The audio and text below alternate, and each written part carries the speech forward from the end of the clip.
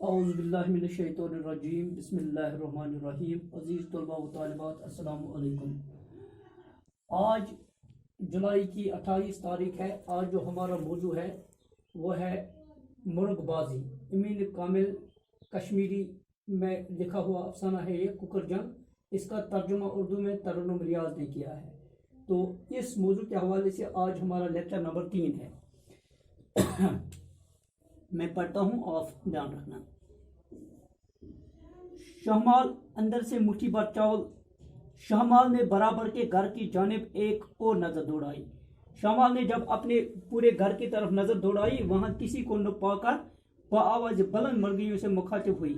اس نے جب گھر میں کسی کو نہیں پایا تو اس نے بلند آواز میں مرغیوں سے وہ مخاطب ہوئی، یعنی کہ ان سے تخاطب، ان سے گفتگو کرنے لگی۔ خوش خوش تمہیں تعاون ہو جائے۔ یہ ان کو بھگانے کی کوشش کرتی ہے اور اسی لیے آواز نکالتی ہے خوش خوش تمہیں تعاون ہو جائے، یعنی کہ آپ کو تعاون کی بیماری لگے۔ بیچارہ بھوکا ہے، اور مرغے کے بارے میں جو نیا مرغا ہے، نوارد جو ہے، تو اس کے بارے میں کہتی ہے بیچارہ بھوکا ہے، یہ تو بھوکا ہے، کب سے بھوکا ہے، اور تم اسے سکون سے کھانے بھی نہ دو گے۔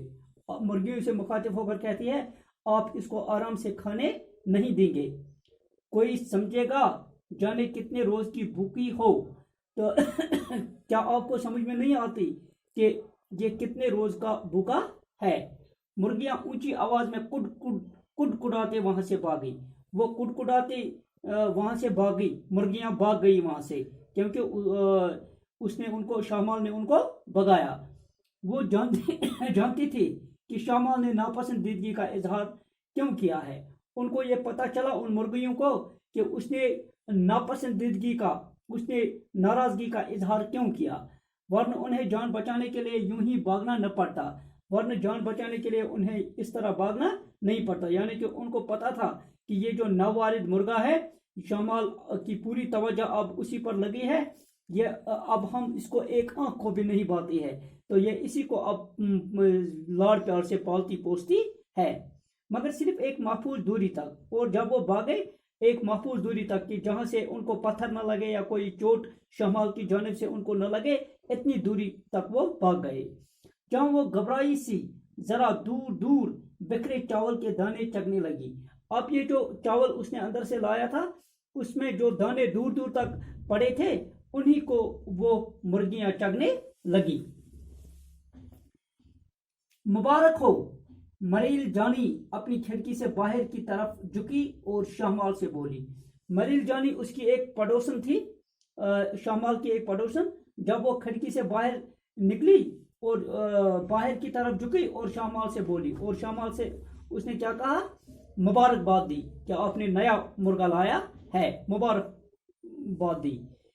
یہ مرغا کب لائے؟ اس نے پوچھا۔ تو مریل جان نے پوچھا کہ آپ نے یہ مرغا کب لایا ہے؟ شمال کو اس بات کا کافی دیر سے انتظار تھا۔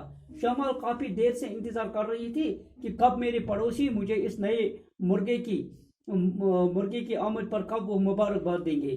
مرغا گھر میں آیا تھا جب ہی سے، ارے اس کو بہت وقت ہوا یہاں۔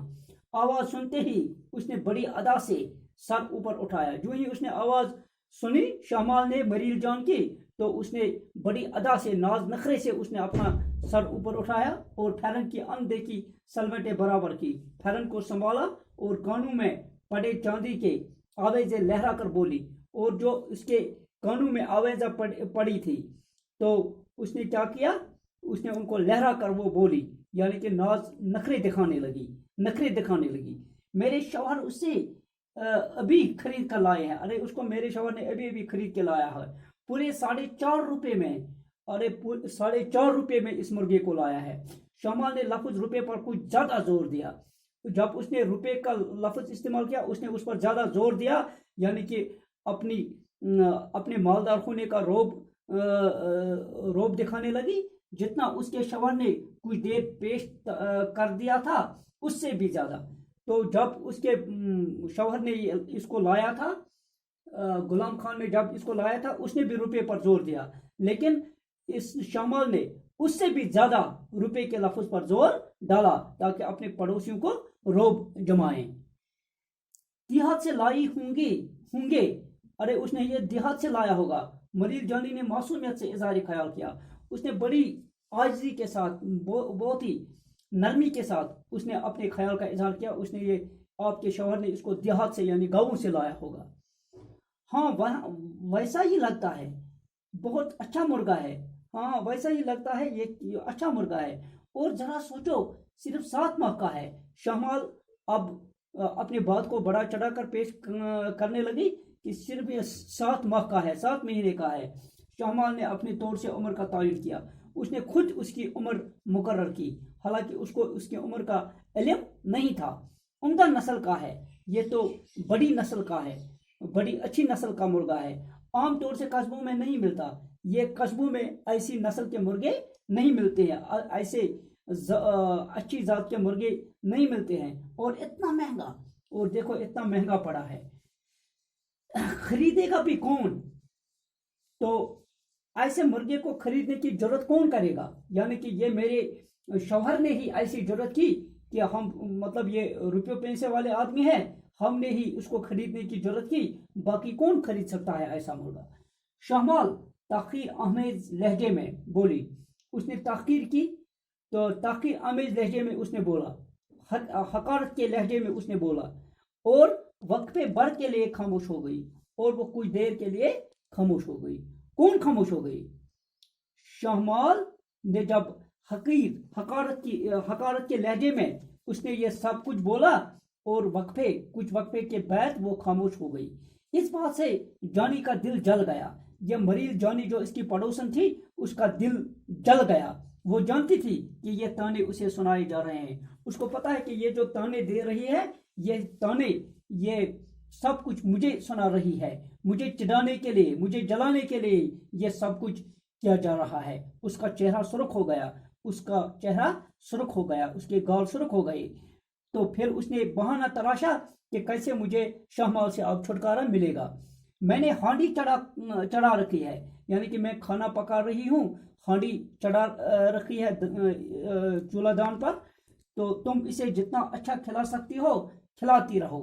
ارے جتنا اس کو اچھا غذا آپ کھلا سکتی ہو اس کو کھلاتے رہو، پیٹ بھر کے کھلاتے رہو۔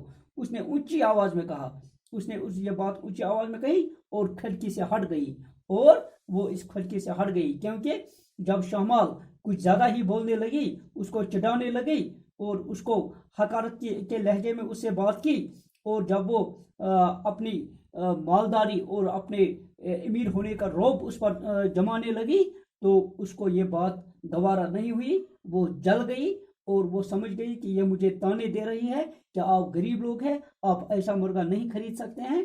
تو لہذا وہ جل گئی۔ اس نے بہانہ تراشا، اس نے بہانہ کیا کہ میں نے ہانڈی چڑھا رکھی ہے، تو اس کو آپ جتنا اچھا کھلا سکتی ہو اس کو کھلاؤ۔ تو اس طرح سے وہ کھڑکی سے ہٹ گئی۔ تو اس طرح سے آج ہمارا اس کوکر یہ جو مرغ بازی ہے، اس کے حوالے سے آج ہمارا لیکچر نمبر 3 مکمل ہوا۔ اللہ نے چاہا کل اسی موضوع پر بات ہوگی۔ باقی وسلام۔